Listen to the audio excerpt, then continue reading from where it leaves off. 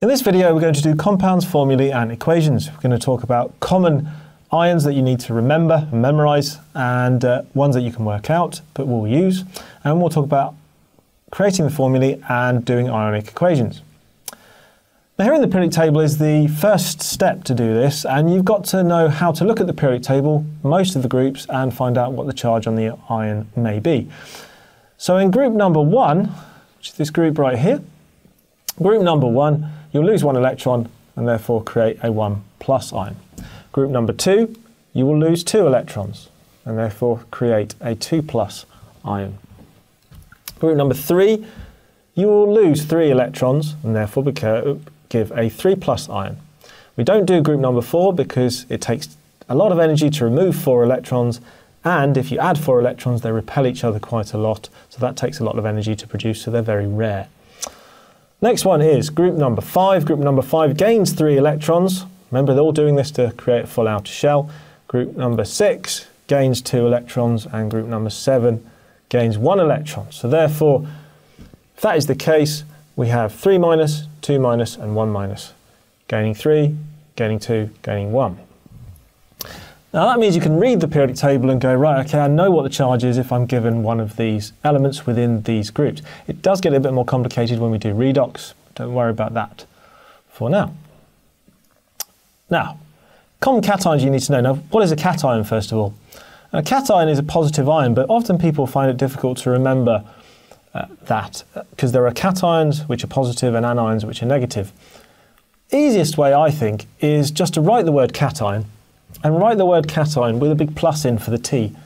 Okay, if you write a big plus in for the T, it reminds you all the time that a cation is a plus, and that means that anion is the opposite, which is negative. Now, ones you need to remember are ammonium, NH4+, silver, Ag+, and zinc, Zn2+. You'll notice that zinc and silver are in the transition metals. So there's very few in the transition metals you have to remember because they are variable in their charges, and we'll talk about later oxidation numbers. Okay, but these are the ones you definitely need to remember. Common anions, these are the negative ions. Okay, hydroxide, OH-, nitrate, NO3-, sulfate, SO4 phosphate, PO4 hydrogen carbonate, HCO3 carbonate, CO3 and lastly ethanoate, CH3COOH. Now, this is used mainly in organic later on, and you will use it quite a lot, so don't worry. And a lot of these will be used so many times during your A-levels that you will memorise them quite easily. But the ones you definitely need to know, you definitely need to memorise are OH-, NO3-, SO4 and CO3 You have to memorise those, so make sure that you do that. We're now going to go on to show how you actually do the formula of an ionic compound from the ionic charge. So we've got sodium, and hopefully you've got your periodic table in front of you whilst you're doing this. Okay, always have a data sheet when you're doing your work in chemistry. It's really useful. And if you look at that, sodium is in group number 1. Now sodium is in group number 1, therefore it is an Na1+ charge. Chlorine, or the chloride, is in group number 7, so it gains 1 electron, so it's a 1-. Now, if that's the case, we know the ions, we got those from the periodic table. All we have to now do, there's 2 methods. One method is to take the numbers and swap them. Okay, so we've taken those numbers and we swap them and bring them down. Okay, swap them and bring them down. Don't worry about the charges themselves. Okay, so forget the charges for now, and then just go Na1 and Cl1. Okay, we've swapped the 2 numbers around. Now, because it's chemistry, okay, we don't write the ones. And also another rule is, if the charges are exactly the same, they cancel out. So basically, charges are exactly the same, and they're 1s, so therefore I just go Na and I go Cl. And my formula is NaCl. Now another way of doing it is to look at this and go, I need as many ions to cancel out the charge on the other ion. So if you look here, this is 1+, A 1 plus will cancel out a 1 minus. You need one of each, and therefore one of each means you will get NaCl. So one of the Na, one of the Cl, and you'll get a neutral overall charge. Okay, so that means two methods, one swapping the numbers, one just looking at the charges and finding out how many ions cancel each other out. And that's our first example of sodium chloride. Our next example is beryllium oxide. Beryllium oxide is a little bit more complicated. Now if we look at it, beryllium is in group number 2, so that means beryllium 2 plus. Okay, we then have the oxygen, which is in group number 6, so that's oxygen 2 minus. We're just going along the periodic table and just doing that. Now, this is more complicated because it's not a 1, but actually in some ways it's more simple. So if you look at this, if you ever have the numbers the same, you don't have to swap them, okay, because they're the same. Okay, also if you look at the charges, and we really should look at it about balancing the charges, you can see the 2 plus balances out the 2 minus. That means we'll need one of each.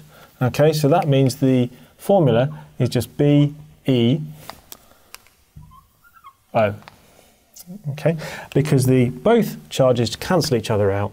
Even if we're doing the swapping numbers method, they're both the same number. When they're both the same number, you get rid of them. Okay, so the answer is BeO. The next example involves ions with different charges. So if we look here, magnesium is in group number 2. Okay, so therefore group number 2, 2 plus. Okay, we then go to the chloride. Chloride is in group number 7. Because it's in group number 7, that means it's Cl1 minus. Now, if we look at this, okay, we can do the swapping numbers method. That means the 2 will go down there and the 1 will go down there. Okay, but I want to encourage you more not to do the swapping numbers, to actually balance the charges. If you're going to be good at chemistry, you've got to learn to balance charges. So if we look here, we can say, right, okay, how many chlorides would we need to balance out the 2 minus? Well, we would need 2 chlorides, because that would then be 2 minus total. That would balance out the Mg, and so therefore the formula of MgCl2, magnesium chloride will be Mg and Cl2. And so I'd encourage you to look at this and look at it in terms of how do I balance that? How do I make this cancel so there's no charge overall? And you have to do that with 2 chlorides and 1 magnesium 2 plus to give MgCl2. So now we're going to go on to use an example which doesn't include 1s. So if we look at aluminium oxide is going to be in group 3, or aluminium is going to be in group 3, which means it's Al3 plus. Oxygen is in group number 6, so we go oxygen 2 minus. Now, again, we can look at this and we can go, let's swap the numbers. So the 3 goes down there, the 2 goes down there. So we get Al2O3. Or we can look at it and look at it in terms of common multiples. So if we look here, 3 divides into 6 and 2 divides into 6. So what we can say is if we try and get to 6, so that's Al3 plus, so that will be 6 plus overall. Okay, and then that means the oxygen would be 3 of those, because 3 would add up to 6 minus, 6 plus, 6 minus, okay, which means we can then write that out as the formula is Al2, okay, and O3. So the formula of aluminium oxide is Al2O3, either by swapping the numbers over or by looking at the common multiple. We're now going to use an example of the polyatomic ions that you're meant to remember and the transition metal ions that you're trying to remember as well. Now, if you remember from when we first started, the zinc is a 2 plus. Okay, and then the nitrate is NO3 minus. Okay, so we've got NO3 minus. So how many of those nitrates do we need to cancel out the 2 plus? Well, we need 2. Okay, so there we have the zinc 2 plus 2 nitrates. That'll be 2 minus overall. That'll cancel that out. which means that our overall formula is going to be Zn. And here's the important thing. You have polyatomic ions here, so polyatomics are the nitrogen and the oxygen, which means that if you have polyatomic ions at any point and you've got multiple polyatomic ions, as in we have 2, then you have to put it in brackets, okay? Okay, so I've put the NO3 in brackets. I know there are 2 of the NO3s, so that then is my small 2. And so my formula is zinc nitrate, or Zn, open brackets, NO3, close bracket, 2. And that's how you use polyatomic ions to make formulas. We're building on to the more complex examples, and these are including the ions that you have to remember. So we've got ammonium, and we've got sulfate. So ammonium, hopefully you remember, is NH4+. And then sulfate is SO4 2-. Okay? So what we look again here, looking at combining these 2 together, and we're saying, right, okay, how many of these do we need to cancel out this? Well, we need 2. So that means NH4+ will need 2 of those. So that formula then means that we have NH4. And again, it's a polyatomic ion, so therefore we need to put that in brackets. Okay, and there are 2 of them. And then we finish it off by putting in the SO4. Okay, so we have ammonium sulfate.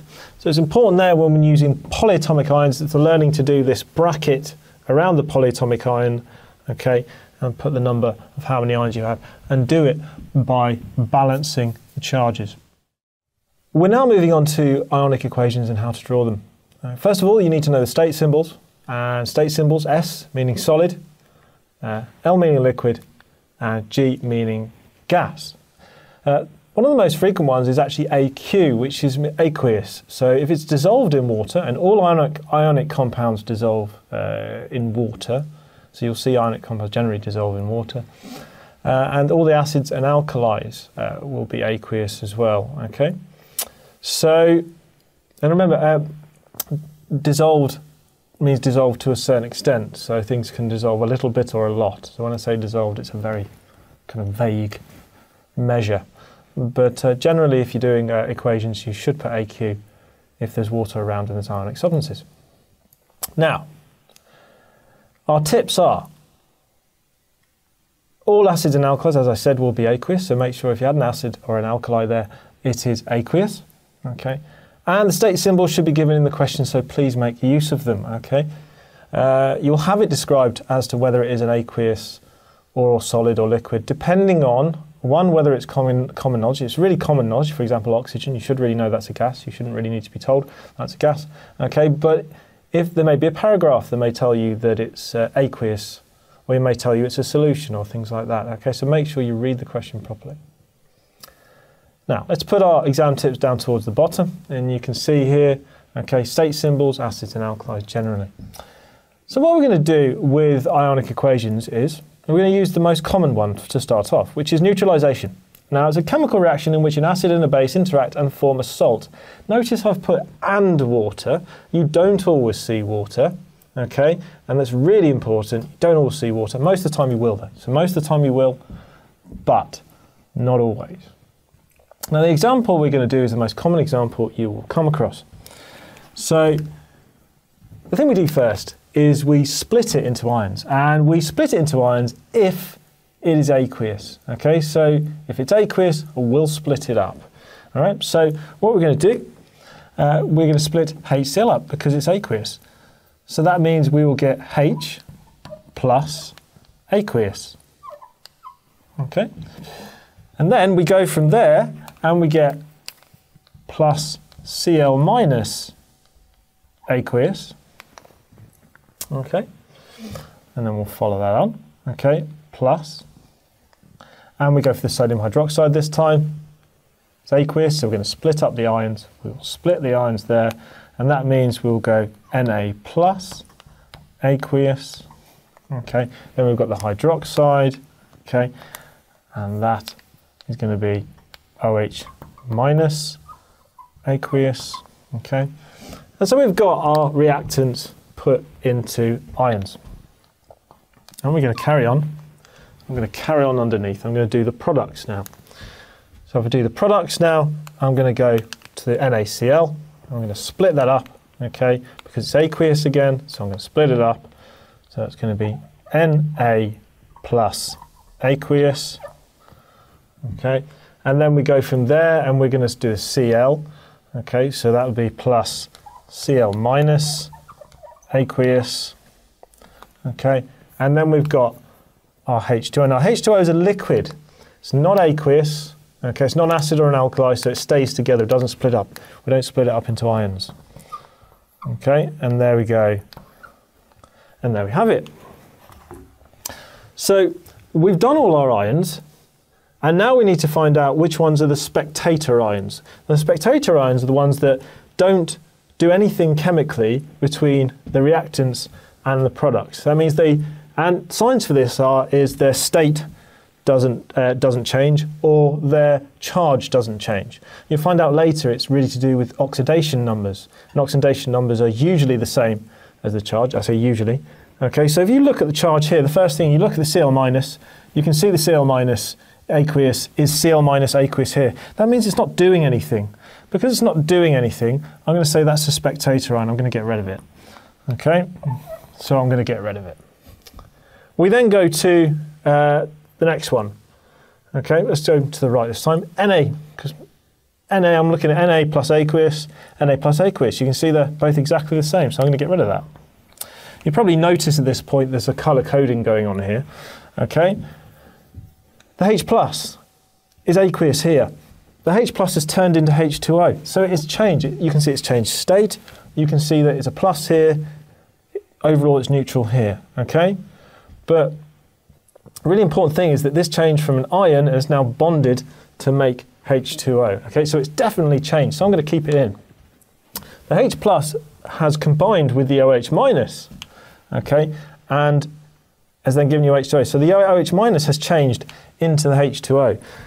So you notice here I did all my spectator ions in orange, and I did my ions that are in the ionic equation in yellow. So let's just draw out the ones that have changed, which will make our ionic equation. So it'll be H plus aqueous plus OH minus aqueous goes to H2O liquid. And that is our ionic equation for neutralization reactions, where you have an acid and an alkali. So if you have an acid and an alkali, you will get this equation, okay? And it's the most common ionic equation that you come across in both GCSE and A-level. We're going to go now on to do two further neutralization reactions. And the neutralization reaction we're going to do are metal carbonate plus an acid, okay, in this case sodium carbonate, and we're making a salt, and the salt is because the sodium has replaced the H, and remember a salt is when a metal ion has been replaced, a metal ion has replaced a H plus. Sometimes it can be an NH4 plus that can replace the H plus as well. But in this case, it's a metal ion that's replaced the H plus, so there's your salt. We've got carbon dioxide and water. Water indicates it's a neutralization reaction, as well as the fact you've got an acid plus a base. Okay, so let's look at the ions. So the ions are here. We split them all up. We took the aqueous materials and we split them right down the middle of their ions. We're now going to indicate the spectator ions in yellow. Okay, so spectator ions are in yellow, and you can see here that the charge here, the plus, has not changed. Okay, the aqueous has not changed. So we've got aqueous here, we've got aqueous here. Okay, there's no bonding changed or anything like that. We're looking for change to see whether we keep it in the equation. There's no change. Okay. We then look at the NO3. We can see there's nothing changed in there at all. It's exactly the same. So what we can do is we can remove them. But we have the CO3 and the 2H+. We can see that not only is the AQ changed to a liquid in the water, and we can see the carbonate ion is completely broken apart, okay, and turned into carbon dioxide. So there's a big change going on there, okay? Big change. Now, remember, there's three things we really need to look for. We're looking for that change in terms of the state. Is the state changing? Is the oxidation number changing? Is the bonding changing? Because you can see here it's gone from an ion and it then goes to a covalent compound. A lot of these are indicators about whether you should keep the molecule or the compound in the ionic equation. So if we then take out the ions out that of here that we want to keep in the ionic equation, we can see that we've got CO3 plus 2H plus goes to CO2 plus H2O, and that's the ionic equation for metal carbonates plus an acid, and it's general for all of them.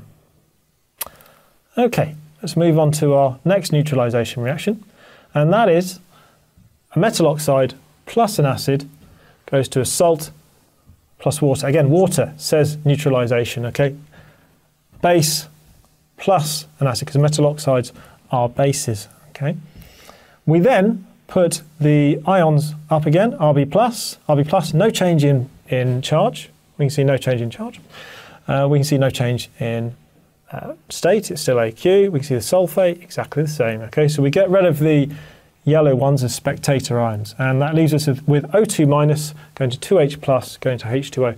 If you look here, O2 minus, no longer an ion, it's now covalently bonded, okay, the H plus, covalently bonded, okay, and you see it's changed its state, AQ to L. Okay, so the ones that change, we keep in the ionic equation. So that generally is our three equations that we have for neutralization. For acid plus alkali, and we've got metal carbonate plus an acid, and we've now got metal oxide plus an acid. Now, fourth example is going to be precipitation. Now, first of all, precipitation reactions are where we create a precipitate. A precipitate is when you have liquids, or usually aqueous solutions, that you add together and then they make a solid. So here's our example, lead nitrate, add sodium chloride, makes lead chloride solid. That's our precipitate. Okay, so that's our precipitate. And then we've got our salt over here. So that's why it's a precipitation, because we create this solid. We take the ions, and we can see that the nitrate is staying the same. We can see the sodium is staying the same. We can also see the Pb2 plus has changed from aqueous to solid. So there's the change there. Okay, and we can see the chloride ions have changed from aqueous to solid. Okay, so we keep those in because there is a change. Once we've kept those in, we put out our equation, Pb2 plus 2Cl minus aqueous, PpCl2 solid. And that is our ionic equation for three neutralization reactions and one precipitation reaction.